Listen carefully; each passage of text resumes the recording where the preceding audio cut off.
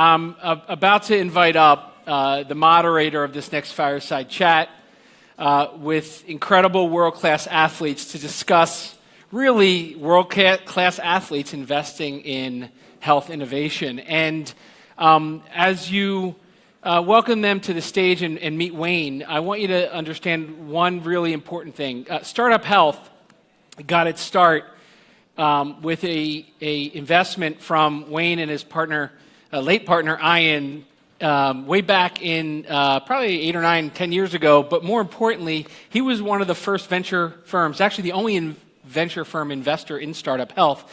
And Wayne is part of an incredible yet small community of venture investors who really mean what they say when they say they invest in smart, nice people. But he's been an incredible friend to StartUp Health from the very beginning. Never doubted we would figure this out. I am honored to welcome him to the stage to really have what I believe is going to be a very unique, almost once and first experience for all of you to listen to world-class athletes and what they need from all of you and all of us to help them. So please join me in welcoming Wayne Kimmel to the stage. Thank you. All right. Well, thank you. Thanks for having me here. I'm really excited. We're going to play a quick video, and then I'm going to bring everybody up onto the stage.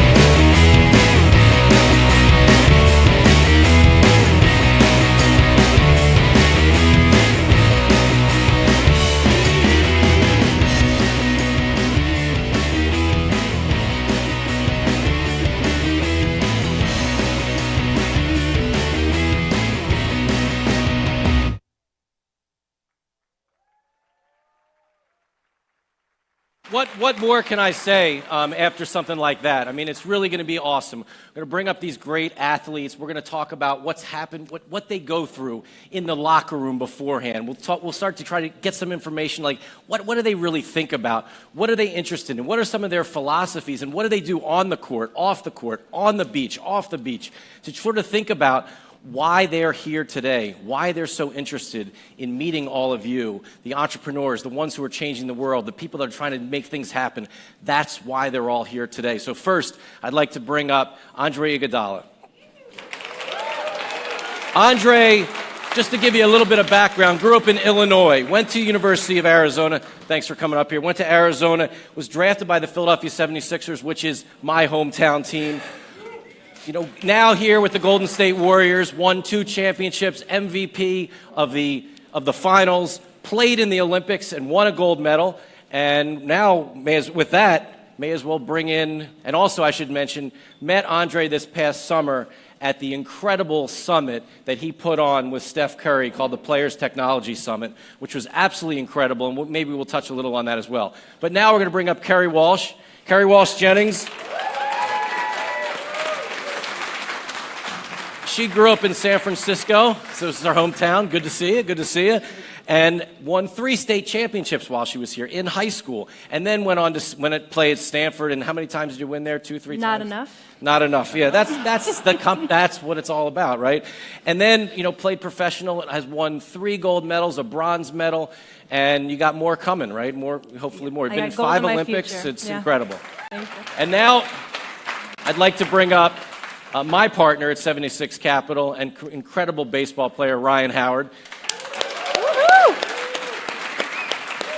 Ryan grew up in St. Louis, so there's maybe some Wash U, St. Louis people here. Went to Southwest Missouri State, was Rookie of the Year, was the most valuable player, played, just has done so many incredible things, won the World Series for us in Philly in 2008, and just happy to have him here. So thank you. So good. Right. So let's get started. You don't want to hear anything from me anymore. So I'll start with you, Andre. I mean, what's interesting is most people look at you and Kerri and Ryan as a professional athlete, but How did you get into this entrepreneurship thing and investing, and why do you do this? I think the history of athletes in general, we're continuing to further our careers off the court or off the field of play. And, you hear so many stories. You take the good with the bad. And when you hear some of the horror stories with athletes, you learn from those mistakes and you try to, better yourself so the next generation is better. So hearing a lot of different stories of, different athletes mismanaging their money, and then athletes having success, such as Magic Johnson, the Grant Hills of the world, having so much success off the court. Those are the businessmen that I looked up to coming into the league early. So wanted to have that same future for myself when I was done playing, and met with the right people, met with the wrong people too, which helped me make the right decisions along the lines or fix some things, and here I am. That's great. That's great. Kerri, how did you kind of get into this world and thinking about working with entrepreneurs, and how did that all happen? Yeah, well, I want to be a very nuanced person. I don't want to be just a one flavor person. I want to be 32 flavors and then some. The career of an athlete is very finite, like Andre said, and I want to keep ascending in my life forever and ever. And I want to surround myself by people who are changing the game in their industries in the world. Because like attracts like, and hopefully the greatness will rub off on me. But I'm here to live my best life. I just had, my 6th shoulder surgery. I just had ankle surgery, but I'm still in it. And when you love something, you just find a way, like Andre said, to keep going. And if you love something, the health and wellness part of life, part of an athlete's life, is huge. It's vital. And I think back in the day when we were all kind of meatheady, just working on our big muscles and only doing biceps and making our tushies look good, we didn't focus on the brain and the mindset. It's all about tissue. I thought Ryan was going to say that. But you know what I mean. But I really appreciate, I'm a 360 person. The more kind of whole you can be in yourself, the better you're going to be. And that goes on the court and as an athlete, in my life as a mommy, as an entrepreneur, surrounding yourself by amazing people doing amazing things. It all just feeds the beast. That's great. That's great. So Ryan, now Ryan not only is a professional baseball player, and we'll hook on to some really lucky team this year in Major League Baseball, but is also a partner at 76 Capital and is known as a venture capitalist today. And we're making investments and we're doing amazing things with entrepreneurs. So tell your story, Ryan. Like how did you get into this? Well, it all started when I met this guy named Wayne Kimmel, and I think for me it was always something where I was always looking towards the future, and I knew that baseball wasn't going to last forever. So, I had a conversation with my agent, just wanted to be more proactive, and met Wayne through a mutual acquaintance. We had many meetings, many secret meetings, as we would always say, lunches, really got to know each other, really got to know John Powell, our other partner as well, and it was just a perfect fit. It was very organic, and we were all very like-minded individuals and wanting to be able to change the world or help change the world, help people change the world for the better. And, really for me, that was one of the keys of me joining 76 and what our mission is and finding good, nice entrepreneurs that will help to shape and mold and change the future of the world is, I don't think you can ask for anything better than that. Well, one of the things that we've spent the last 2 days here at the Startup Health Festival, which, again, it's really just an incredible honor to be here. As Steve said, being a board member, being the first investor in the company, I've just seen so much progress here, and I'm just so proud of the whole Startup Health team, so I just want to say thank you to all of you, and you guys are awesome. You're awesome. And one of the big things that we do here at Startup Health is we have this this mindset, the health transformer mindset. And, it's to me, it's very similar, at least I think it's similar. I'm not a world-class athlete, but I think it's similar to the kind of mindset that you need to have to be successful on the court. Is that something? Oh, definitely would agree. And it starts with, the years it takes to actually get the degree or to get the knowledge to even just get your foot through the door and all that grinding. And once you get there, you're seeing the potential you have or having that great idea and assembling the right team together, the right personalities together, one sacrificing for another for the greater good of the team. and hoping you get yourself in a pressure situation where it's make or break, because those are the situations that build character, and there's definite parallels with that in sports, and we see it every day, just like you see it every day. It just so happens people are betting on me on TV, but people are betting on you as well. So there's a lot of pressure, but that's what I feel like I thrive best in, those pressure situations where I have to perform at my optimal level and being ready to go, and my teammates relying on me. So, Kerri, similar kind of question. I mean, for you, it's all about the health, mind, body, experience. I mean, talk about how that became so important to you. Yeah, well, I just believe that mindset is everything. I'm a firm believer that the words you say are so powerful, that the thoughts I think affect me inside and out. They affect my results, and it all comes from what I want in life. And when I know where I want to go, when I have this big, beautiful goal, the power of me that I hold is right now.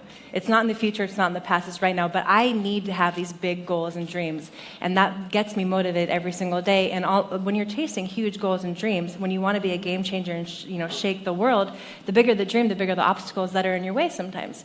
But like Andre said, I learn through challenges. And you kind of relish, once you get through the challenges and the defeats and all these things, that makes you so much better, obviously, and it takes you to the end result. But it's not about the end result. But if you just know what you stand for, and if you're all in every day, even on your bad days, 100% of what you have that day, the mindset of a champion is, I'm going to show up every single day. I know where I want to go, and I'm willing to do what it takes to get there. And I think that applies to every single profession across the land. Well, it's certainly something that Ryan and I talk about all the time. I mean, Ryan, you maybe talk about it from the perspective of what we look for in entrepreneurs and sort of that, how we say sometimes, and I know it's something that Andre, you talk about as well, is there's just such a similarity between being an entrepreneur and being a world-class athlete. Yeah, there's a lot of similarities. I think as an athlete, you look to where it is. I think kind of echoing Kerri in a sense is you look at where it is that you want to be. I think it's the same way in business. I think it's the same way as an entrepreneur. If you have your business that you want your business to be able to be successful, it's about putting in the time, putting in the effort, putting in the work, believing first and foremost, because if you don't believe in it, nobody else is going to believe in it. Same way as an athlete, if you don't believe in your ability, then what are you doing? Yeah.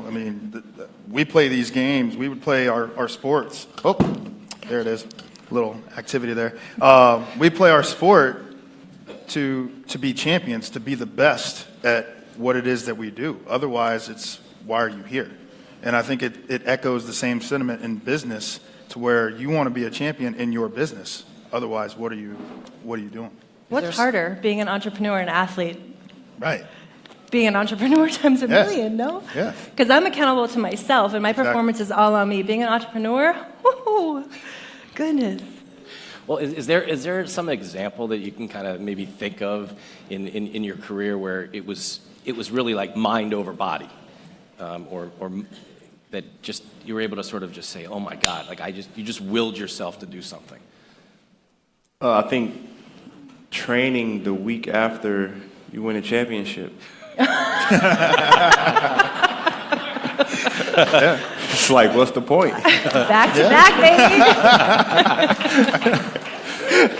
But at the same time, like we've all said, it's bigger than me. It's bigger than the one individual. It's about building a legacy. And it's like winning is like a drug. I'd rather get high off that drug than anything else, because you have to put in hard work, you have to sacrifice, you have to put in dedication, you have to will yourself every day. I just got out the cold tub earlier. Like that's one of the worst feelings is in the cold tub, 10 minutes. And but you understand the end result. And like Kerri said, it's not about the end result, it's about the journey. And when you get the end result, you appreciate the journey even more, and that's what it's about. Well, you're right in the middle of it all. I mean, it's so many games in a row that you're playing just within the last week, right? Yes, we have 4 or 5 this week. I lose count all the time. Well, I mean, Kerri, for you, winning gold medal, and then going back at it again, and then winning another, Yeah. and winning another one. What makes you want to do that? Well, that bronze is going to fuel me to gold in Tokyo. That's for damn sure. Winning is amazing and it's motivating. And after I've won gold medals, I've gone home and trained, and people are like, "What the hell are you doing?" And I'm like, "I got more to do."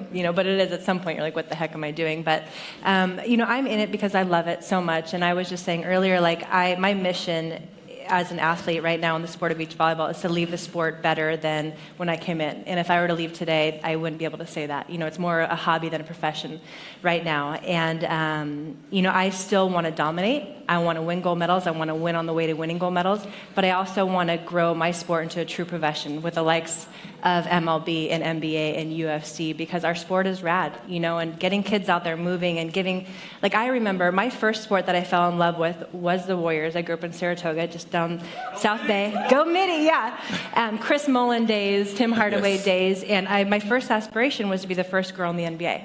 And then I went to the Giants, and then I wanted to be the first girl in the major leagues. And then I found volleyball, and those both went out the window. But the power of sport and the power of movement and the confidence and the character building that you get from this, the world needs sport and movement and mindfulness more than anything else, in these days where we're so busy doing everything but nothing at the same time. And so I'm in it because I love it. I want to be a beacon of light, for people to live the good life. And I want to, therefore, have to walk my talk and live the good life every single day. Well, earlier we had the honor of having Vice President Biden up here really talking about kind of pushing all of us, right, as entrepreneurs, as investors, as, just to try to make this world better. And so, how do you, Ryan, when you think about training today and working out and bringing in new technology or new types of regimens or different types of processes when you train? I mean, are there new things that you're doing today, or is it kind of the same stuff you did back in high school? No, it's definitely new. There's a lot of different stuff than what it used to be, the standard squats and bench press and stuff like that. Everything now is about being more efficient. I think as athletes, it's like, you don't really want to put in as much, more than what you really need to put in to be able to get the true, output that you want to be able to put towards your performance. So, everything is about working, not necessarily overworking yourself, but working yourself to the point to where it's like, okay, I'm feeling gains. So I think now with, a lot of the wearables that are out there in the market and being able to get a lot of feedback, I think in Major League Baseball, actually a lot of teams have kind of incorporated different wearables to try to find out how much rest guys are getting. I think they're doing that in the NBA as well. Yes. So that kind of stuff right now has been big. It definitely didn't have that when I came out in the league. So I think it's moving in the right direction as far as that's concerned. Yeah, I'd love to hear your perspective on it as well, Andre. Well, definitely rest is the big thing. Recovery. The recovery is the word everyone seems to be using, and I wish that word had that, spoke so many volumes when I first came in, because when I was young, it was just run around and feel no pain, and it was easy. I didn't have to stretch, but now it's just daily routine. Luckily, I'm on a great team with a great organization that understands what recovery means, and I don't think I'll be able to perform at this level, at this age, 10 years ago because of some of the things we're doing with the tech we're using, the wearables. We have iPads hooked up to some of our weightlifting machines, and it's telling you your output, and then your loads every game. They know how many miles you run, and they're telling you, okay, you need to rest tomorrow because you played this many minutes over the last 6-7 days. So all those things are really key for athletes' longevity, to play more years. Jumping doesn't hurt as much anymore. So all those things. Is there, in the news today, in the last couple of days, there's been this thing going on with the New England Patriots and Tom Brady and his trainer and all this kind of stuff. Is there ever a situation where, I know, Ryan, you have personal trainers, you all have your own trainers, right? But then you have the team trainers and the team regimen. How does that all work, if you want to talk about it? I think it's all about communication. I think as long as you have communication, there's always going to be different personalities And I feel like that's what the true definition of a coach is, to manage personalities, because you have so many egos. Everyone's been great at some point in their career, and it's how can we have everybody come together and be on one accord for one goal. And so no matter how many people you have, it's just about reaching out to different people different ways to get them to see the vision. And there's always should be just one vision, and I feel like it could work. Kerri, do you ever run into that with the Olympic Committee versus what you want to do and that kind of? Well, the beauty of beach volleyball, I started my career playing indoor volleyball, where I was one of 6 on the court, and now I play beach volleyball, which is me and my partner. Right. And I made that switch very consciously because at some point, so respectively speaking, I don't want to be part of a herd anymore. You know, the autonomy, and I love being on a team, and I love being on a team of 2, but I have a lot of autonomy in my life right now.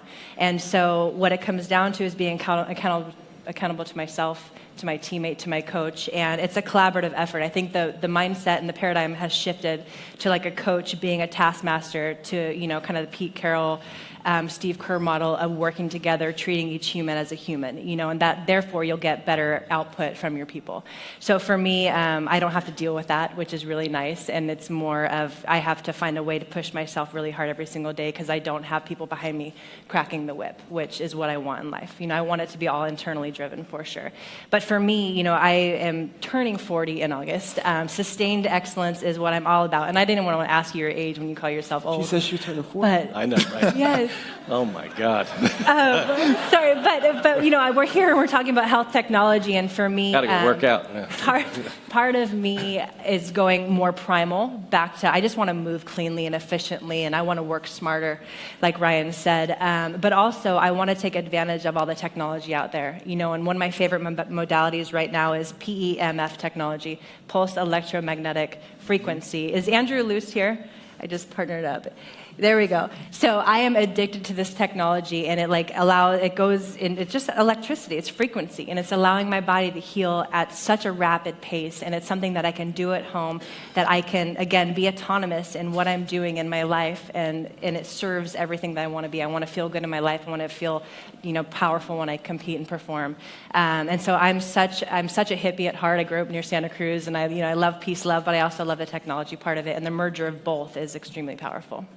It's a really exciting time with athletics, and that's really, I think, one of the opportunities that we have as entrepreneurs and as investors in a lot of the stuff that many of you are doing out there, to really bring that to the elite athletes today. So it's really an exciting thing.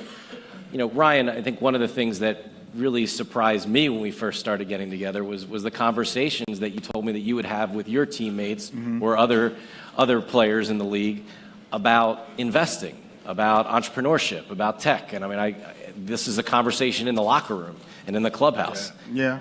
I mean, we would definitely sit there and have different kind of conversations, just seeing what guys' interests were. I mean, I'm actually, you know, invested in esports. You know, we would have a lot of conversations about that, and I'm actually invested with Jimmy Rollins with NRG and the esports team NRG. It just really just getting to learn a lot of what a lot of different guys are interested in. You know, talking to all my teammates, Cole Hamels, some of the stuff that he's been into, Chase Utley, you know, especially him being out here, it's been a lot different. But I think kind of moving forward, it's always a lot of forward thinking. It's not just, you know, 100% baseball for everybody who's, you know, you want to know what's going on in the clubhouse. Now it's out there, but yeah, exactly. So, but I mean, it's always been forward thinking, because guys know that, hey, this isn't going to last forever, and you know, you've worked hard for your money. Now you want your money to work harder for you. You know, certainly, again, I mean, you're one of the leaders in this, Andre. I mean, really, you and Steph putting yourselves out there as leaders. You know, I certainly got to see that firsthand at your conference. Are you seeing even more of that now? Well, I think you're seeing it as a whole with athletes in general, and they're continuing to grow with their business savvy and understanding what's going on in the world. You know, I see Klay Thompson has a USA Today every day, or the Wall Street Journal is being passed around. I think at the same time, athletes are understanding their influence more and more. You know, I think we have 4 guys three guys on our team with a signature shoe, which is, you don't see that often, that many guys on one particular team in the NBA. And the guys are understanding their global influence. And everything that we touch, people seem to gravitate to. And it makes you learn more about what you're actually touching. You asked me about what type of water I'm drinking.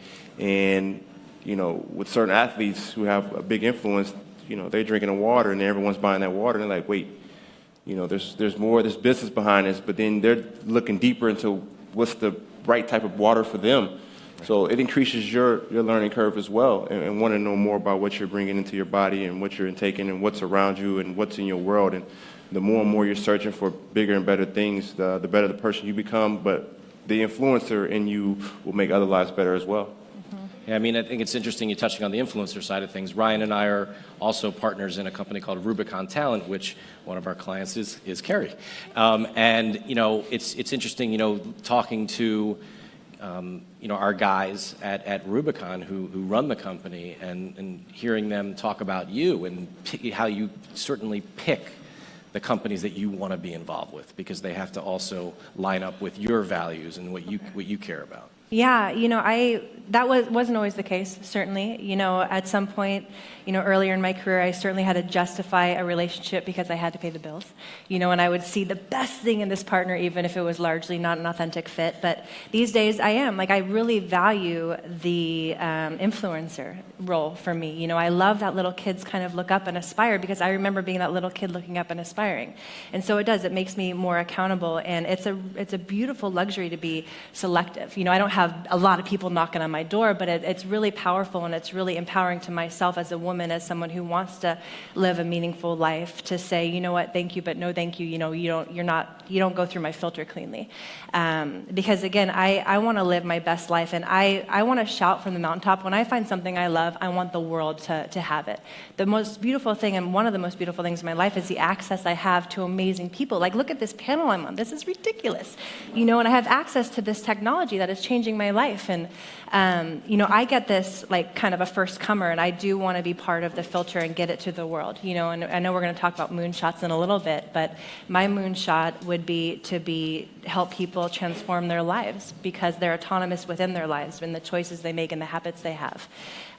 So I value the position I'm in, and it's really beautiful to be selective, but it's always worth a conversation too. Well, please share a little more, around the moonshot idea. Certainly it's one of the big things that we've done here at the Startup Health Festival, and it's important to us and everyone that's in the room, trying to do things to completely change the world, whether it's getting rid of cancer, what are, you say making the world a better place. Is anything more specific that you want to go do? Yeah, well, I'm just a big dreaming girl. But ultimately, aside from winning a 4th gold medal and retiring as a winningest and kicking ass for my entire life, those are my personal moonshots, very selfish moonshots. I think about on the global level of the humans of this world, like, I would love to be part of the movement that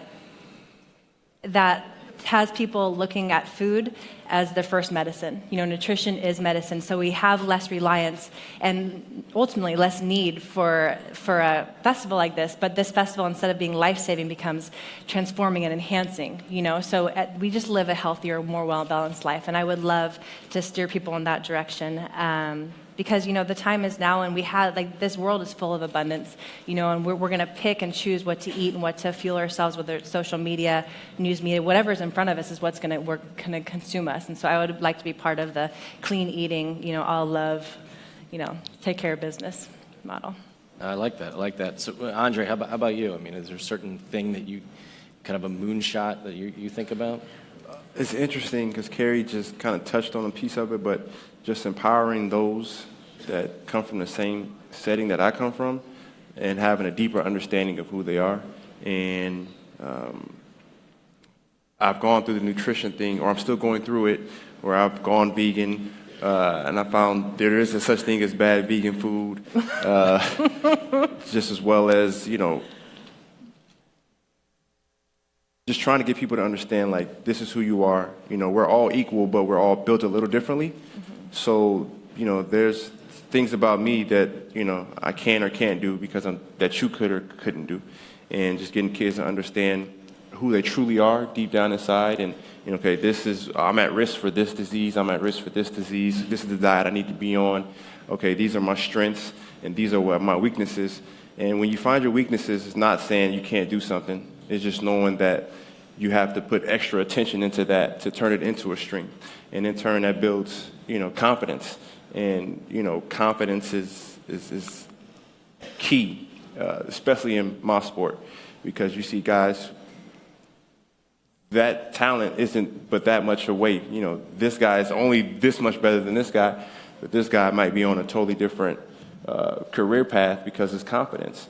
And just getting the kids to understand that, is there anything that they can do anything that they want to do, and their potential is so amazing, and it's just getting outside of their environment that they've been stuck in for so long that's kind of killed their confidence. Mm-hmm. I mean, do you see today a difference between the younger players and how they how they kind of treat their bodies today as compared to maybe when you guys were younger? Is that something? Well, I think it's continuing to improve at each generation, which is always good. Because when you first came into, like Ryan was speaking about earlier, it was just, you just do this weights, you just boom, boom, boom, you pound it out, and someone yelling at you, go hard, go crazy, and then it was kind of like the muscle shirt weight trainer. Right. Where now we're getting smarter, we're understanding that it's not about who can lift the most, it's about getting the most out of yourself. It's not necessarily how much you're lifting, but how you're lifting. And when you're starting to understand that, guys' careers are going to last longer. Guys are going to have a better understanding of their bodies, which in turn is going to help them have a better understanding of their movements on the court, and it's going to make better basketball player, which in turn makes the game that much better. And when the product's better, it makes more money, which is really what it all is for most people, is the business of it.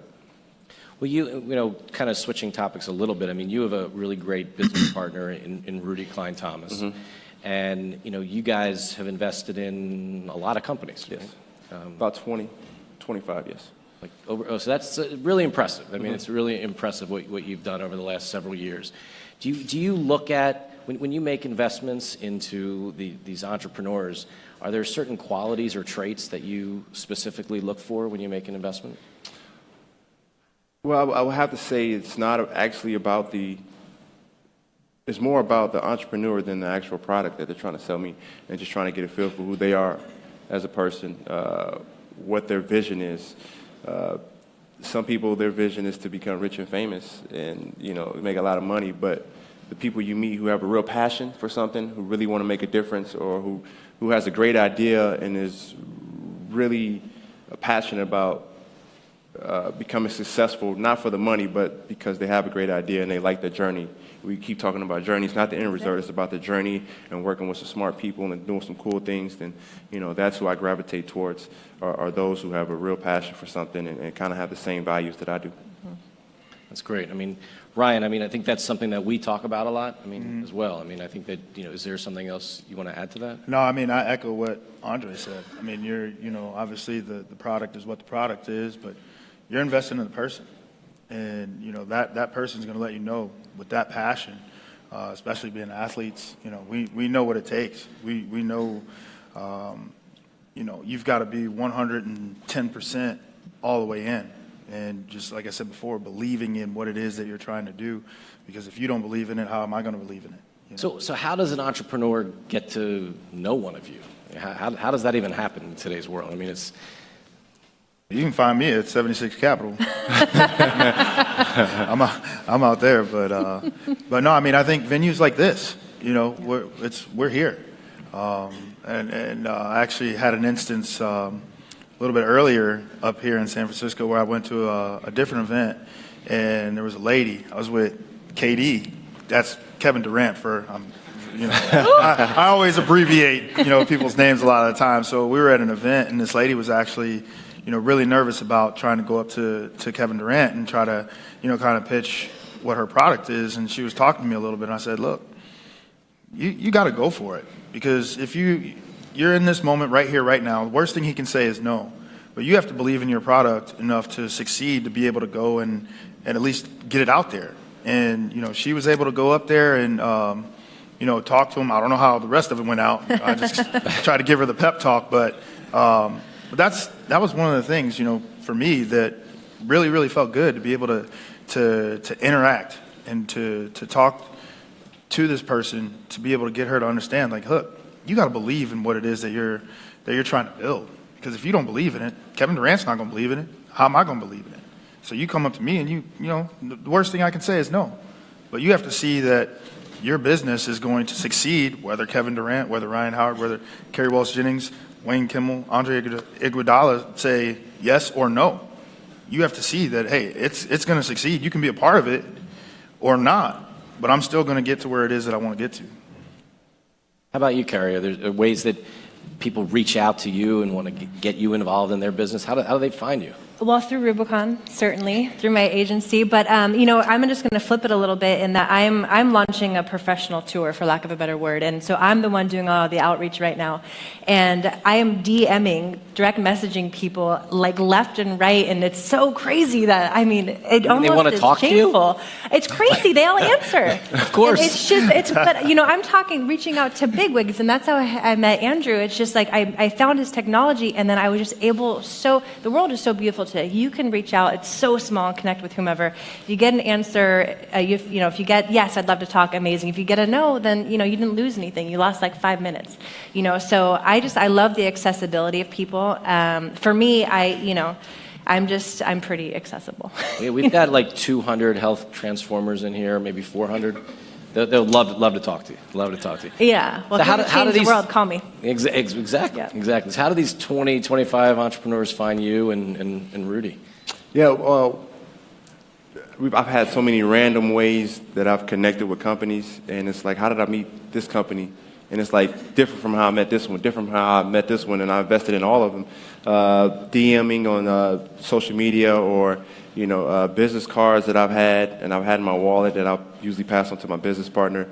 Meeting people in the street, friend of a friend, just many different ways, just starting a conversation.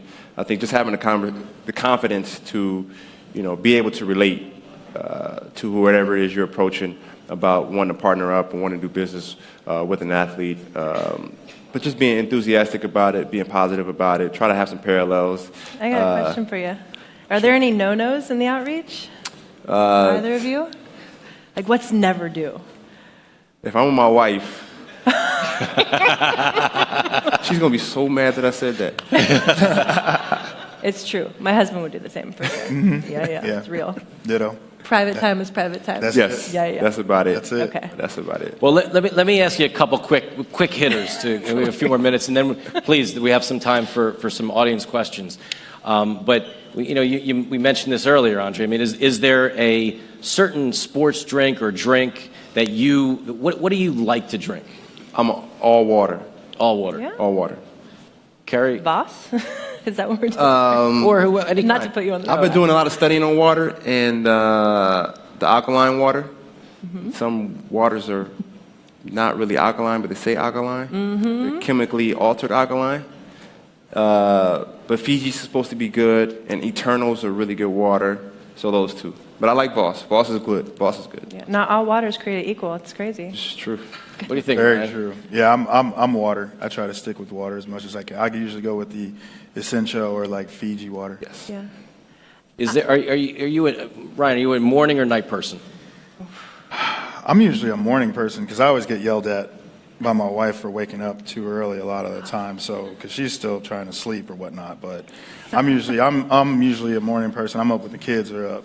How about you, Kerri? Morning is sacred. I'm a night owl. I thought becoming a mother would make me a morning person, but no, it's not in my nature. Yeah. Golf has made me a morning person. Attaboy. I like that. Too. So I'll start with you, Kerri. Like your favorite health food? Ooh. Well, I was just going You to only answer eat part of health my food. drinks. No, I do. Well, I do. There's so much to choose from. No, so I'm addicted currently to Four Sigmatic. Are you guys familiar with the brand, the adaptogen mushroom elixirs? Check them out. Four Sigmatic. You're welcome. Wonderful. Ryan, what's your I'm always down for a good avocado. Mm-hmm. I like nice little avocado. Yeah. I like that. Andre?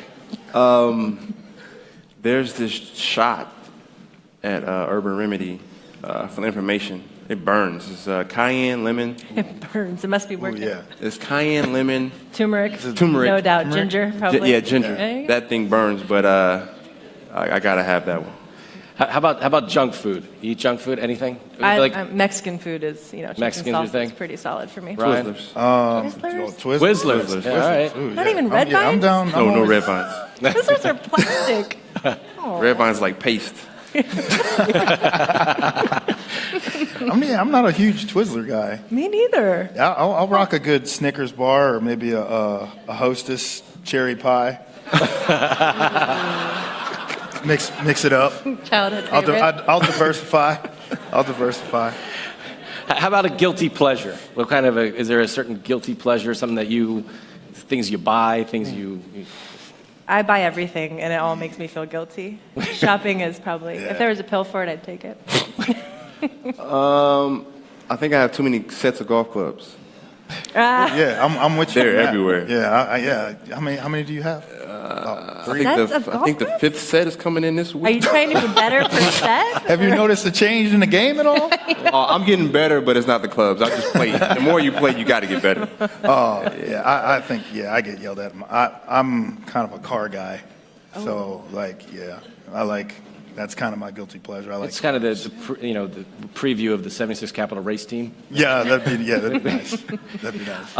So, last two things I want to ask: what athlete do you admire today? Or today, or just any time? Like, is there a certain athlete? Today, I'll have to go with. I'm a huge fan of Grant Hill. I was a fan of his. Grant Hill. When I was younger, he went to Duke. I didn't like Duke. I didn't like him. I don't think anybody liked Duke. Yeah, I don't like but I was a fan of his when he was played pro, and then when I came in the league, he was just getting back from injury. They said his career was over. He still made the All-Star team, and he kicked my butt one night. And then what he's doing off the court now, I hear his voice during the Final Four and the NCAA championship, and it's like he's really good at that, and you can tell like he studied his craft. Like he's just not doing it because he played basketball, but he's doing it because he's really good at it and he's worked at it, and he's doing some venture capital stuff too as well. He's with a great company, and he's continuing to build. He's a great role model. He speaks well. He carries himself well. He's like Steph almost. They don't get in trouble. They don't do anything bad. I don't know how they exist. It's crazy. How about you, Kerri? Favorite athlete today? Yeah, or anytime.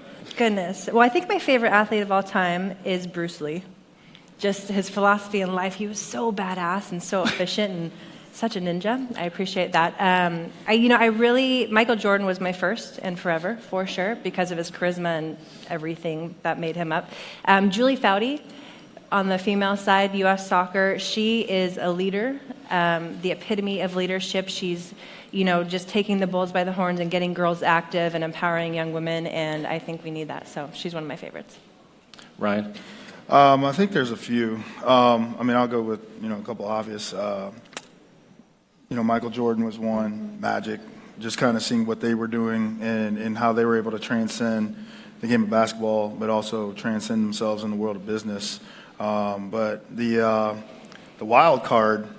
And it just kind of came off of what you said with Grant Hill. I got to go with my man, Derek Jeter. Yeah. Another guy who stayed out of trouble in New York, of all places. I don't know how you do that. But just watching him from afar, how he carried himself on the field, what he's doing now off the field, I think he's a big inspiration. And, just being able to kind of train and work out with him and getting to know him as well. That's DJ. And then I had that's DJ, yeah, for sure. But I had a situation too where we were playing against him, and I was playing first base, and he hit a ball to my left, and he came up the next time, hit a ball past me to the right. Came up his third time, and I just looked at him. I was like, you want me to go this way, or what? We just both kind of started laughing together, but yeah, he was definitely a great competitor, but I think even a better businessman. Oh, that's great. Well, look, we got to wrap things up. I just got the